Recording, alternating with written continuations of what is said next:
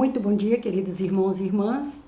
Nesta manhã de domingo, nós estamos cumprimentando vocês com a doce paz do Senhor Jesus e desejando que todos estejam bem, estejam dispostos a aprender, a compartilhar também a sua opinião, as suas sugestões aqui conosco nesse domingo em que vamos refletir sobre o seguinte tema: que dizem os homens que eu sou? Uma pergunta feita por Jesus aos seus discípulos nos evangelhos de Mateus, Marcos, Lucas e João. Nós vamos refletir então sobre esse tema muito interessante e eu desejo sinceramente que você esteja de coração aberto para nós refletirmos a respeito e aprendermos também através de todas essas respostas que os discípulos deram e através daquela resposta máxima dada por Pedro, que nós vamos citar daqui a pouquinho. Eu achei interessante nós refletirmos sobre esse tema depois que ele foi tratado por mim numa oficina de educação cristã no projeto Sombra e Água Fresca com crianças de 6 a 9 anos. Eu levei uns livros de histórias ilustrados com a figura de Jesus e fui passando as ilustrações e perguntando para eles quem era Jesus, quem eles achavam que era Jesus ali naquelas ilustrações. E quase todos eles acertavam, porque havia um estereótipo da figura de Jesus naqueles livros. Quase sempre em todas as ilustrações, Jesus vinha com a túnica branca e um manto vermelho. Também Jesus vinha de cabelos compridos, de barba, às vezes de olhos claros, e esse estereótipo marcou as crianças de tal forma que toda figura elas conseguiam identificar quem é Jesus. Será que realmente essa imagem criada pelo cinema, pela televisão, pelas fotos, pelas pinturas, fotos creio que não, né? Mas pelas pinturas, esculturas, será que nos levam realmente a identificar quem é Jesus? Quem é Jesus para você? Como você o descreveria? Como você o veria? Como você o vê de fato na sua vida espiritual cotidiana? Então é disso que nós vamos falar hoje. Nós vamos usar os textos de Marcos 8, 27 a 38, de Marcos 13, 19 a 23, de João 21, 55 e Mateus 9, 35 a 36. Então, eu te convido a orar para que Deus possa estar falando aos nossos corações neste momento. Pai Celestial, mais uma manhã que nós estamos na Tua presença, clamando a Tua unção, clamando o Teu discernimento para nós, Tua sabedoria, para que essa palavra fale profundamente aos nossos corações, aos corações de cada pessoa que tem buscado aprender um pouco mais de Ti através dos nossos vídeos, das nossas lições. Que o Senhor esteja nos abençoando, esteja afofando a terra do nosso coração, para que a semente que cair aqui brote e produza muitos frutos. Eu te agradeço pelas vidas que estão conosco, por aquelas que ainda verão esse vídeo em outro momento, que a bênção do Senhor seja sobre cada um de nós, em nome de Jesus. Amém e amém. Vamos ler então o nosso primeiro texto, que se encontra em Marcos, no capítulo 8, de 27 a 30. Jesus e seus discípulos dirigiram-se para os povoados nas proximidades de Cesareia de Filipe. No caminho, ele lhes perguntou: quem o povo diz que eu sou? Eles responderam: alguns dizem que és João Batista, outros Elias e ainda outros um dos profetas. E vocês? Perguntou ele. Quem vocês dizem que eu sou? Pedro respondeu: tu és o Cristo. Jesus os advertiu que não falassem a ninguém a seu respeito.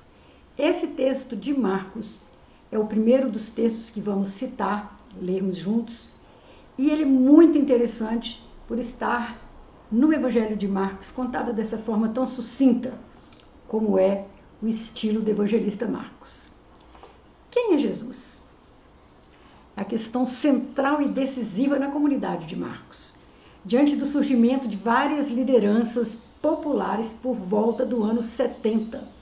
Para a comunidade que professava Jesus morto e ressuscitado como Cristo, a compreensão da identidade e da missão de Jesus era, ao mesmo tempo, a compreensão da missão dos cristãos. quem eram os verdadeiros discípulos e discípulas de Jesus de Nazaré. Estava muito ligado.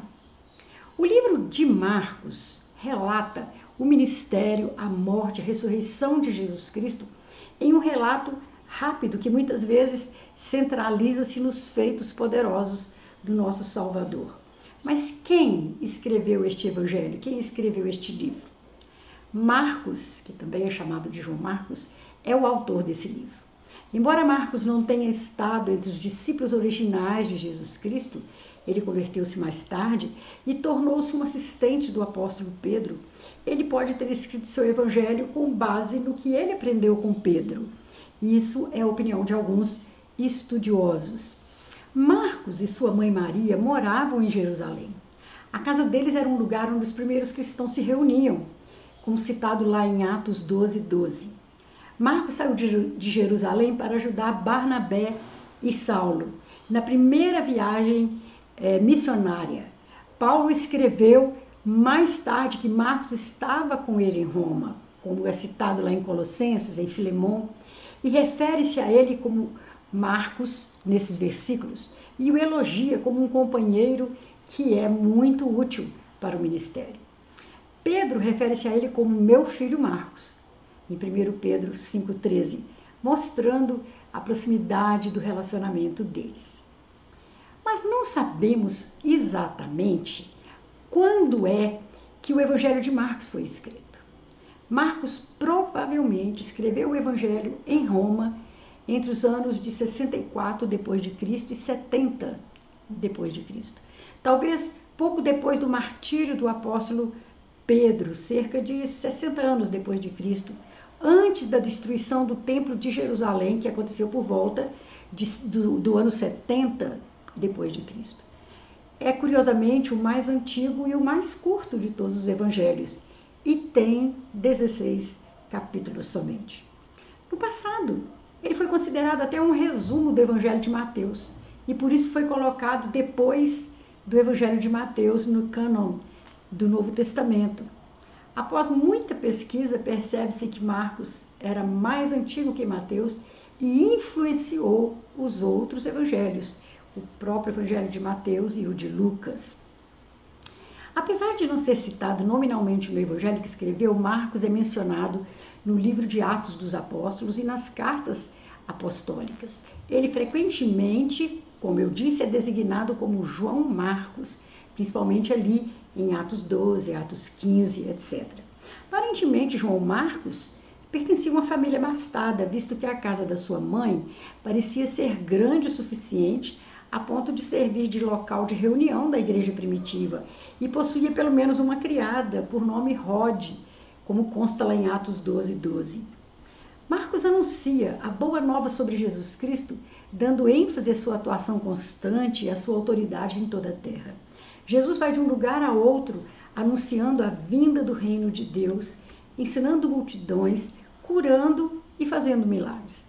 A comunidade de Marcos, isto é, as pessoas que viviam naquela época onde Marcos vivia, enfrentou a perseguição do Império Romano e a hostilidade de comunidades judaicas, mas também confrontou uma visão triunfalista de Messias, mostrando que Jesus é plenamente humano e ele é o Messias, o Filho de Deus. Guarde essa expressão, visão triunfalista do Messias. O que vem a ser isto?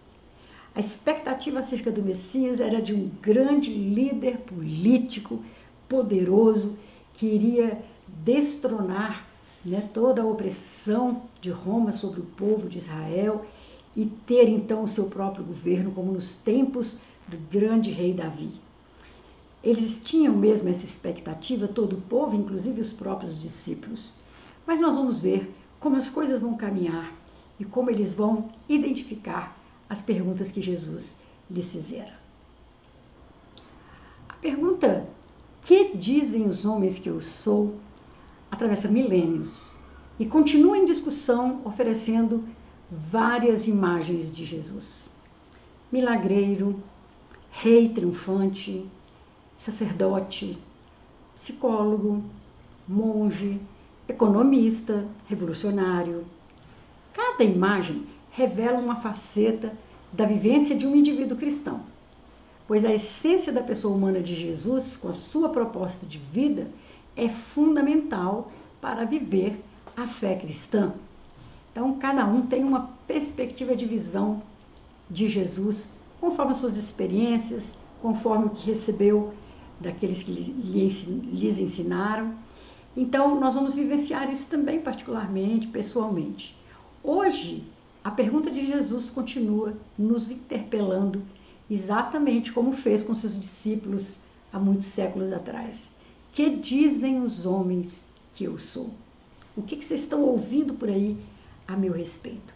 Para responder melhor essa pergunta, é preciso primeiramente situá-la no contexto histórico em que Jesus e a comunidade de Marcos viveram. Talvez nós pegamos um texto desse e retiramos do contexto e não vemos realmente a grandeza e o significado dessas perguntas, a profundidade dessas perguntas que Jesus fizera a seus discípulos naquele momento. Mas o pano de fundo histórico da febre messiânica que contagiava e movimentava o povo de Israel no primeiro século depois de Cristo é consequência do fracasso do movimento dos Macabeus, que se deu de 166 a 63 a.C., e da ascensão e dominação do poder romano de 63 a.C. a 135 depois de Cristo. Depois do grande sofrimento e opressão sob 3 dominações estrangeiras, a babilônica, a persa e a grega, o povo depositou grande esperança na mão dos macabeus, para que desse movimento, surgisse um Messias. Esperava que eles fossem os líderes verdadeiros que iriam libertar o povo do jugo dos opressores, mas fracassaram. O movimento dos macabeus, depois, se você quiser saber um pouco mais sobre ele, entre ali no seu computador, faça uma pesquisa, é muito interessante de ver o que aconteceu, porque isso se deu exatamente no tempo do silêncio de Deus, conforme os estudiosos conceituaram, que se dá nos 4 séculos anteriores à vinda do Messias, à vinda de Jesus Cristo. Então, o movimento dos macabeus desembocou na formação de uma monarquia tão opressora quanto a dos gregos, e a velha história se repete.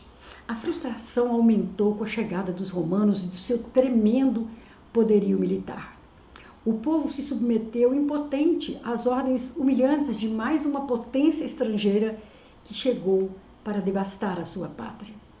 A devastação acontecia não somente no campo de tributos e comércio, moedas, mas também no campo cultural e religioso. Era um massacre de valores, de ideias, de crenças e de toda a situação do povo de Israel.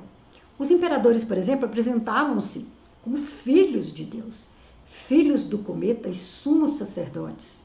Eles eram considerados divindades e eles queriam ser reconhecidos como tal, A história relata 2 exemplos de imposição cultural e religiosa dos imperadores que provocaram indignação e revolta nos judeus e poderiam ter provocado um banho de sangue.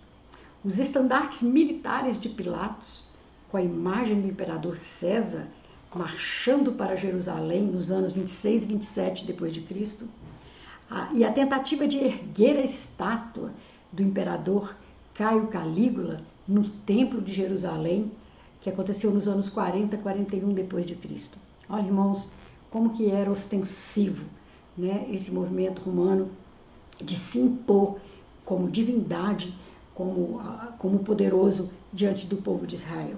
E para piorar a situação, os romanos nomearam os idumeus, que são inimigos dos judeus, para reger a Palestina. Herodes Magno e seus filhos Arquelau, Antipas e Filipe, cujos reinados foram marcados pela brutalidade e tirania, espalhando ódio e desespero no meio do povo. Esses e outros governantes que vieram depois aumentaram os tributos, assim como intensificaram a exploração, a opressão e a violência contra os camponeses, que constituíam 90% ou mais da população da Palestina. Era comum presenciar famílias inteiras sendo vendidas como escravos por causa de suas dívidas. Infelizmente, os líderes religiosos de Jerusalém praticamente não fizeram nada diante da situação do povo. Ao contrário, o desempenho deles visava os próprios interesses e privilégios, obtendo lucro também por meio da colaboração com o império. Quer dizer, a classe religiosa, a classe dos líderes religiosos que deveriam se indignar, contra os opressores, se juntaram a eles para levar vantagem. Os governantes religiosos estavam envolvidos com a extorsão e ladroeiras, transformando o templo num covil de ladrões, conforme está registrado em Marcos 11, 17. O povo vivia em completo abandono. Nesse caldeirão de tensões sociais, políticas, econômicas, culturais e religiosas, renascem e crescem os movimentos de resistência com visões escatológicas e apocalípticas do reino de Deus. Deus intervém e transforma o mundo do mal, da injustiça e da violência no mundo de justiça e de paz. Os movimentos resultaram em duas grandes revoltas nos primeiros 100 anos do domínio romano. No ano 4 a.C., preste atenção nessa cena, cerca de 2.000 rebeldes foram crucificados em Jerusalém. 2.000 rebeldes. E em 66 a 73 depois de Cristo, na Guerra Judaica, com a destruição do templo e da cidade de Jerusalém, essa cena ficou marcada para sempre, na mente e no coração das pessoas. Então, havia uma necessidade urgente, desesperadora, de um Messias que já estava prometido desde o Éden. Mas esse Salvador da pátria, eles já tinham criado em suas mentes o estereótipo de como seria esta pessoa. No primeiro século, havia vários movimentos de resistência ao domínio romano. Tanto é que surgiram vários messias, que assim se auto-intitulavam, e depois fracassava o movimento deles. É nesse contexto histórico de constantes ondas de revoltas populares que Jesus de Nazaré aparece diante do povo com a fama de ser um profeta. Jesus de Nazaré. Nem sempre é fácil descrever o Jesus histórico e a sua vida. Nos evangelhos misturam-se as atividades de Jesus e as interpretações feitas posteriormente pelas comunidades cristãs. Mas é inegável que ele é originário da aldeia de Nazaré e passou a maior parte da sua vida pregando, atuando e andando de uma aldeia para outra na Galileia. Seus atos, ensino, ditos e parábolas eram enraizados nas experiências da vida camponesa da sua terra.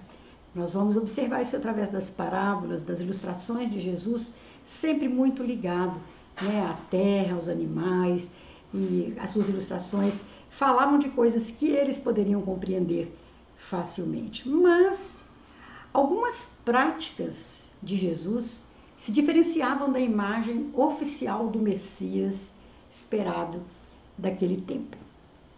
Primeiro, Jesus anuncia a boa nova, primeiramente, aos pobres da Galileia. Galileia era uma região marcada, marginalizada por causa da pobreza, da ignorância, e essa região não é para a elite judaica o lugar apropriado para a aparição do Messias. Lá em João 1,46, Nicodemos diz assim: de Nazaré pode sair alguma coisa boa? De Nazaré pode sair algo bom? Segundo, Jesus critica a lei da pureza. Jesus vive no meio dos marginalizados, ele toca o leproso, está lá em Marcos 1,41. Ele come com os considerados pecadores, Marcos 2,15. Ele acolhe a mulher impura, em Marcos 5,25. O que ele está propondo é reincorporar os marginalizados na vida social, em vez de excluí-los pela lei discriminatória. Devolve-lhes a alegria de viver como gente. Essa atitude de Jesus desafia a imagem do Messias como mestre e guardião da lei oficial por quem os fariseus e os essênios esperavam. À medida que ele se comportava dessa forma, havia na cabeça das pessoas que ele estava transgredindo a lei que ele deveria guardar se ele realmente fosse o Messias esperado. Jesus não manda nas pessoas nem as domina, mas veio para servi-las, conforme está em Marcos 10, 45. Essa prática não segue a regra do Messias rei vitorioso que instaura o reino de Deus mediante a violência e a dominação. A prática da libertação não se baseia no poder, mas, segundo Jesus, se baseia no serviço. Quem usa o poder para libertar o povo corre o risco de subjugá-lo com o mesmo poder. E quarto, Jesus é descrito como o profeta Jeremias desafiando as autoridades judaicas estabelecidas no templo. Ele cita, palavras de Jeremias: não está escrito, minha casa será chamada casa de oração para todos os povos, vós, porém, fizestes dela um covil de ladrões. Jesus repetiu uma frase dita numa profecia, E Marcos 11, 17 registra isso, e a profecia se encontra em Jeremias 7, 11. Essa é a causa principal da ira das autoridades do templo, considerado por muitos como o local onde o Messias vai se apresentar e começar a sua conquista, o seu domínio triunfante. Então esse pessoal não reconhece nele aquilo que eles esperavam de um verdadeiro Messias. A imagem do Messias, que nasce da prática de Jesus, se contrapôs frontalmente à poderosa figura messiânica davídica esperada pelo povo judeu.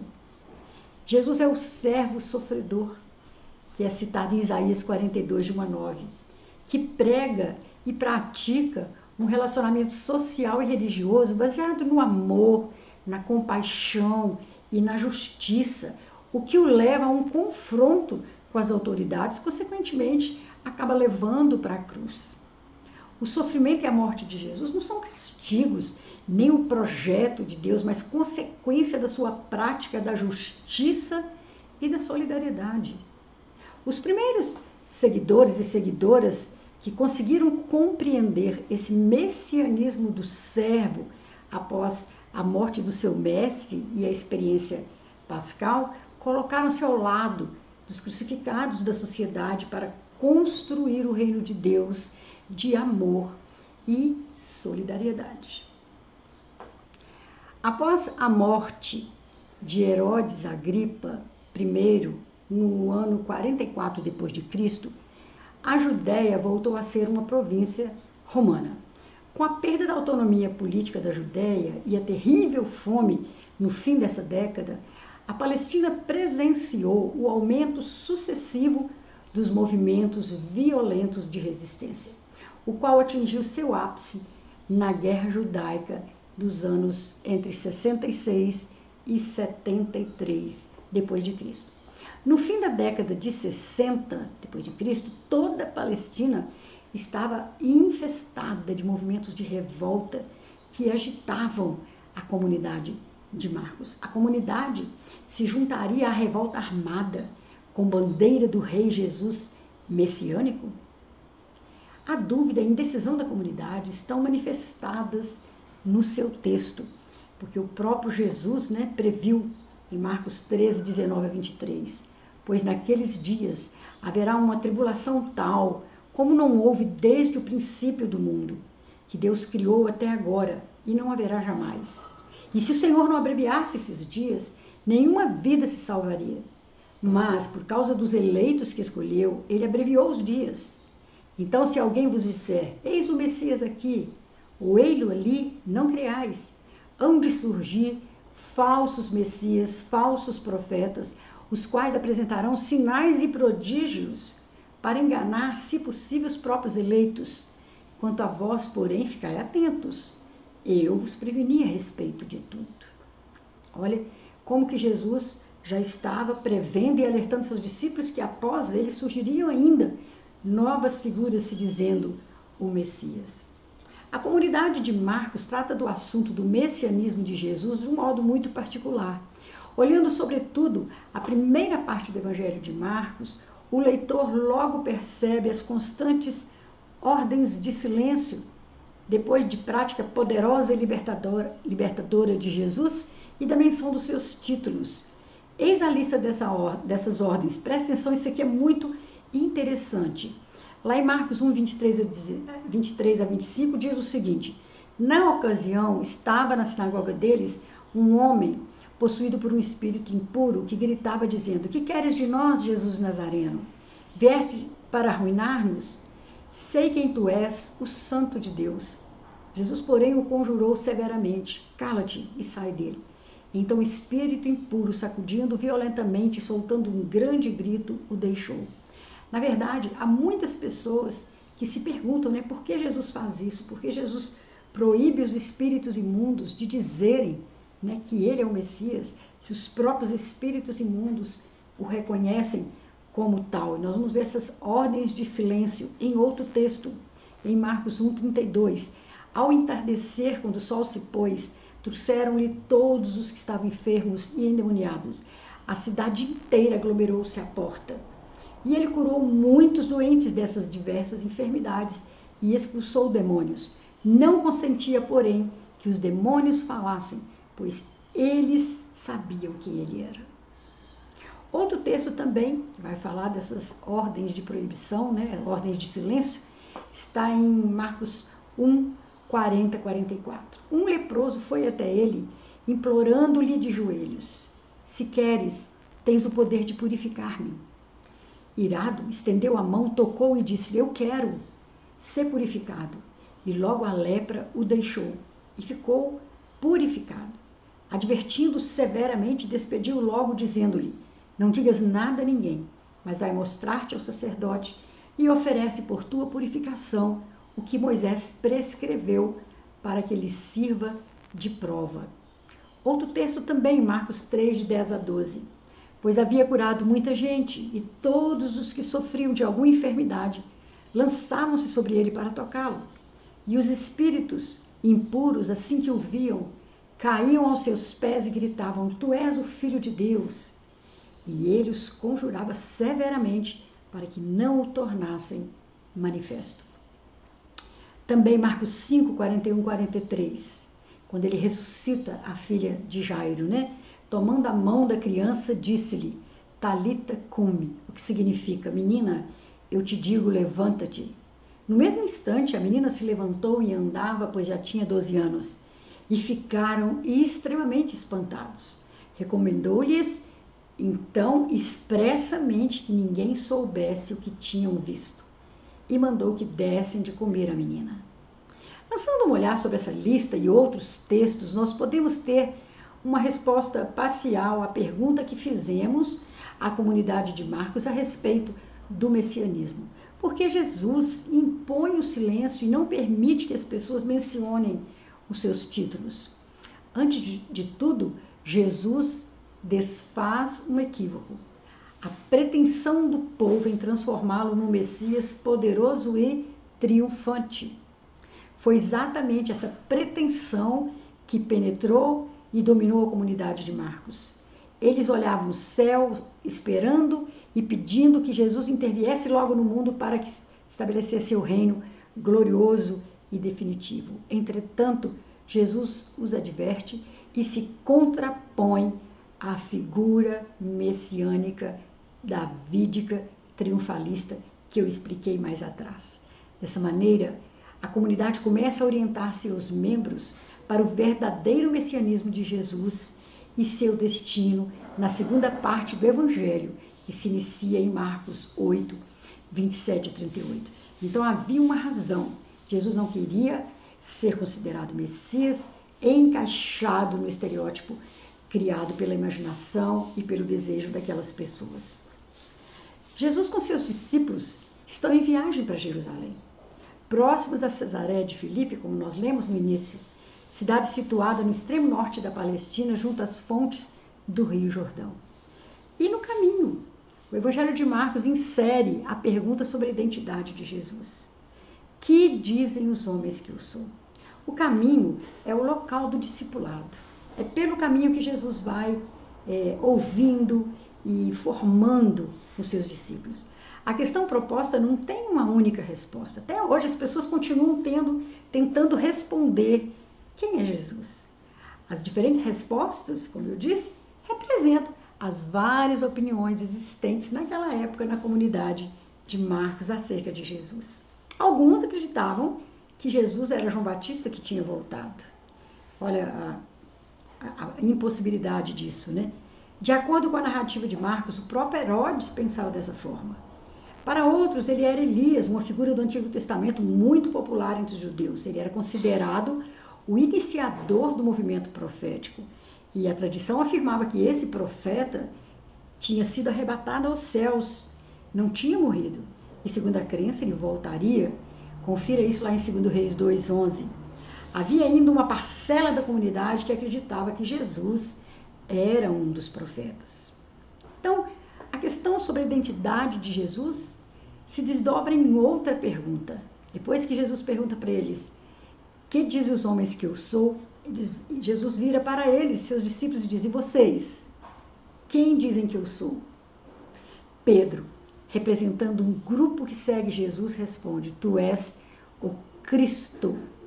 Desde o início, o Evangelho de Marcos apresenta a verdadeira identidade de Jesus. Na voz do narrador, nós ouvimos a proclamação de Jesus Cristo, o Filho de Deus, em seguida pelo próprio Deus e pelos demônios, e somente agora pelos discípulos.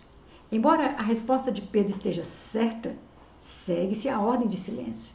De fato, Jesus é o Messias, mas parece que a comunidade ainda não entendeu exatamente o seu messianismo, pois espera, como eu expliquei antes, um Messias glorioso e poderoso politicamente. O Evangelho de Marcos apresenta que tipo de Messias é Jesus. O Filho do Homem deve sofrer muito, ser rejeitado pelos anciãos, pelos chefes dos sacerdotes e pelos escribas, ser morto e depois de 3 dias ressuscitar. Está lá em Marcos 8:31.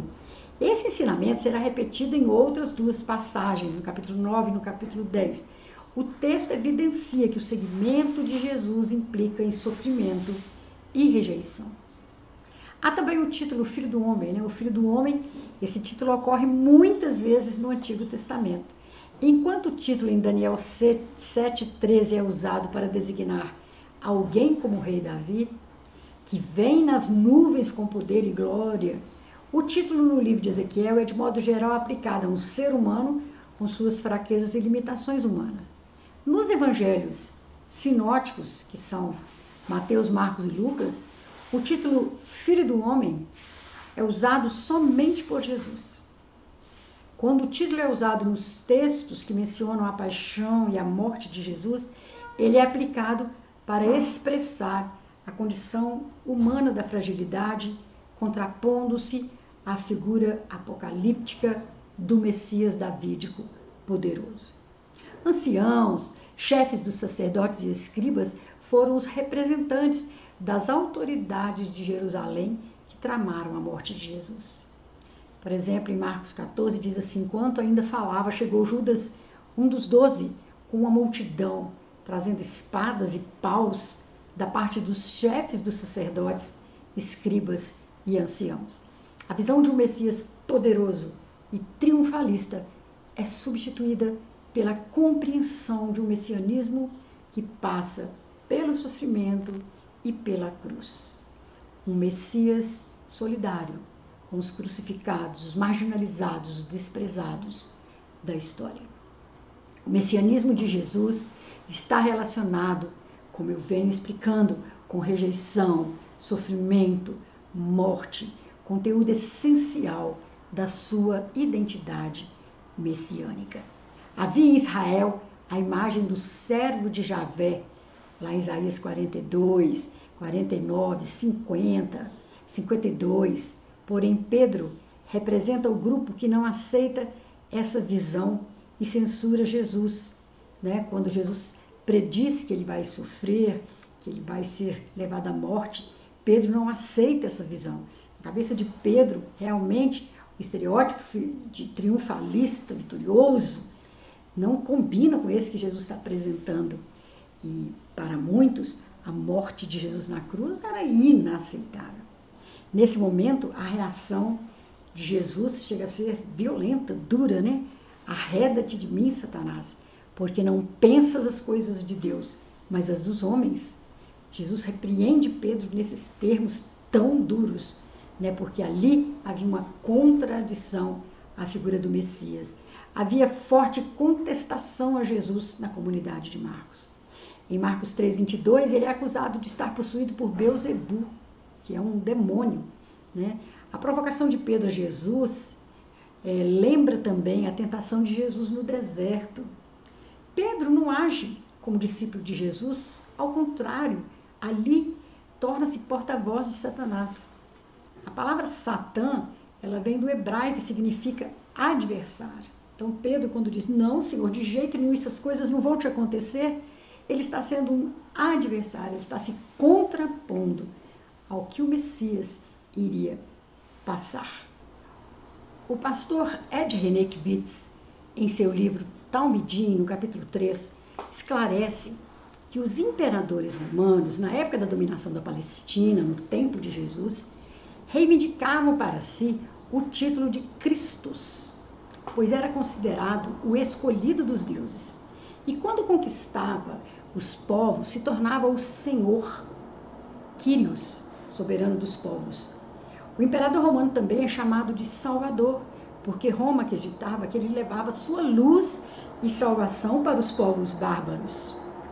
Por essa razão, não se admitia hipótese alguma que entre os povos dominados e colonizados por Roma houvesse alguém que reivindicasse para si ou alguém a quem fossem atribuídos os títulos de Cristo, Senhor ou Salvador.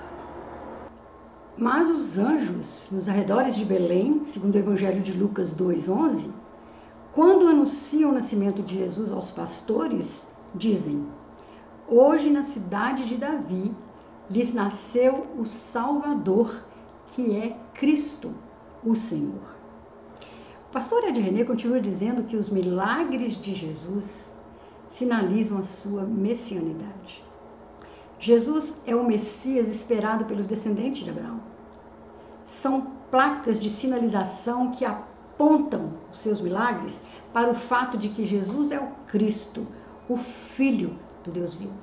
A palavra Cristo não é um nome, é um título e significa ungido.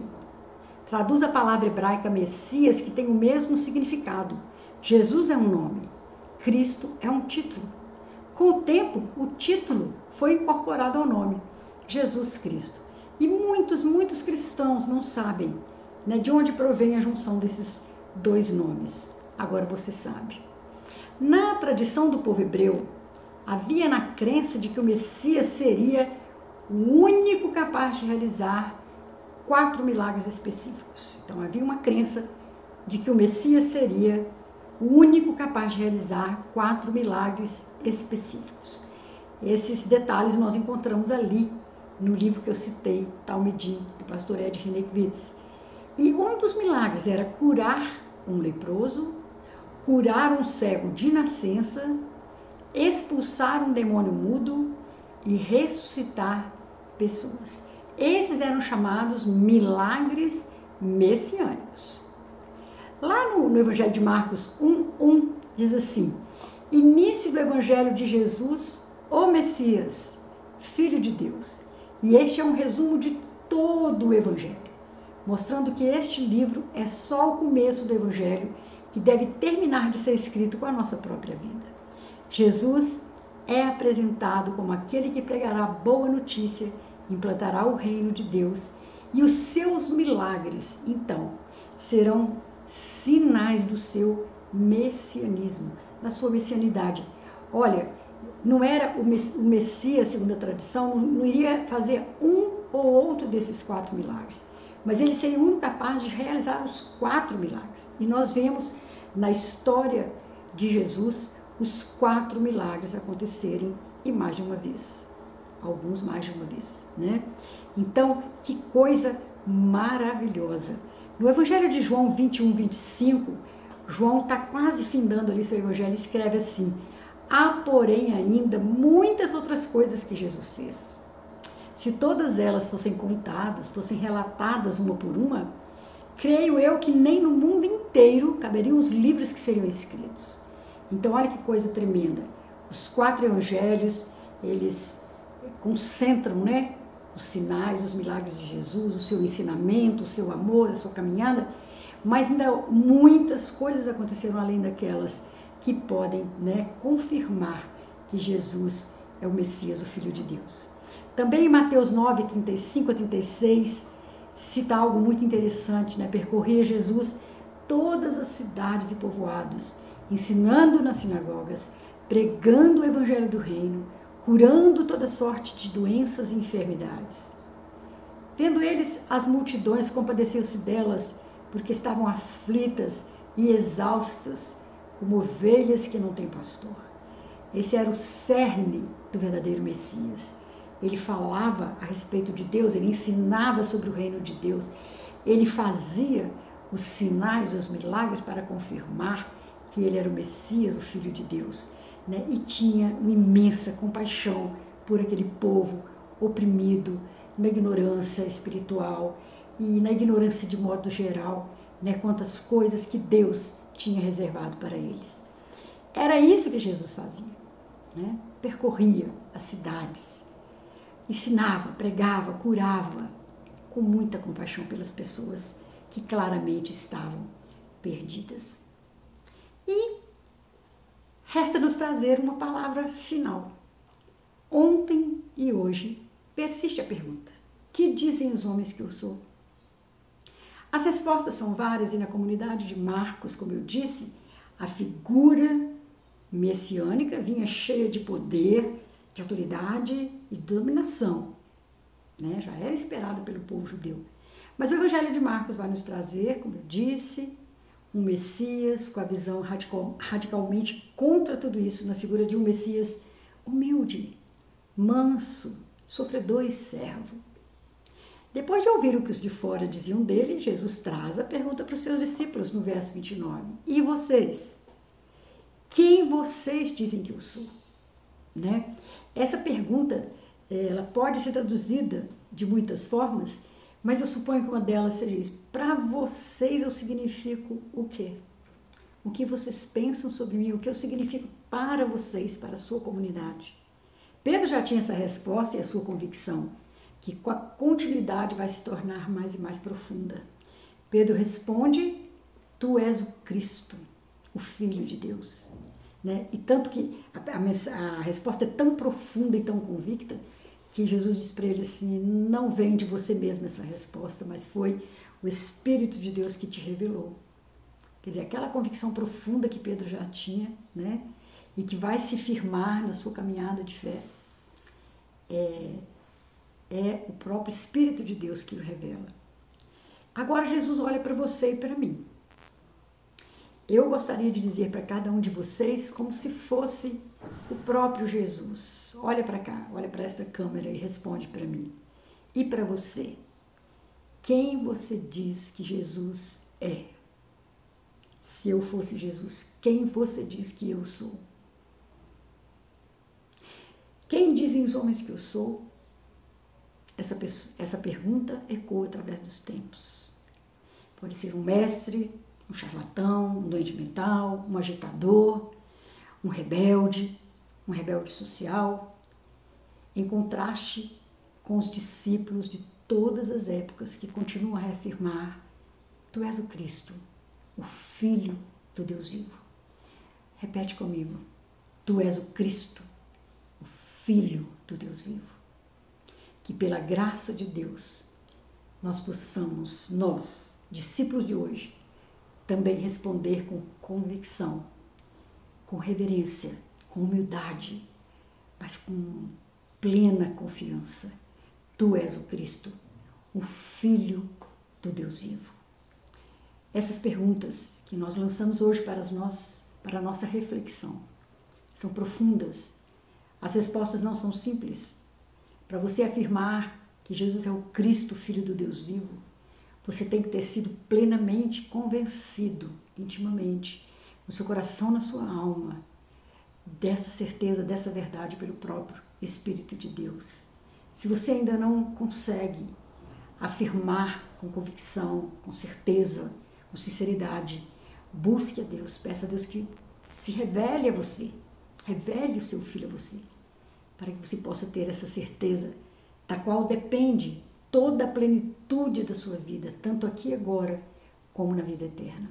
Que Deus nos abençoe, que Deus nos dê graça, que Deus confirme a cada dia a nossa fé, renove, aumente a nossa fé, para continuarmos proclamando que Jesus é o Cristo, o Filho do Deus vivo.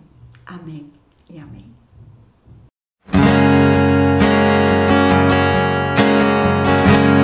Tu que estás assentado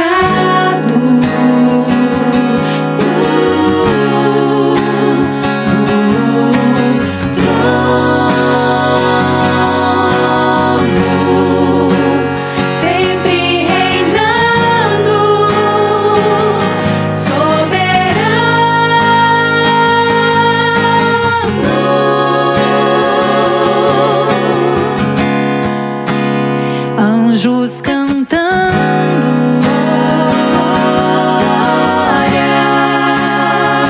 homens louvando,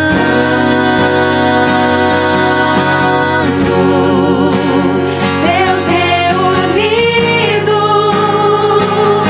com seu povo,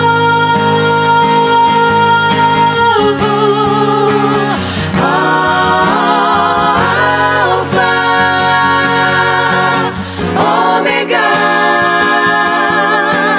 Cristo, Filho, ó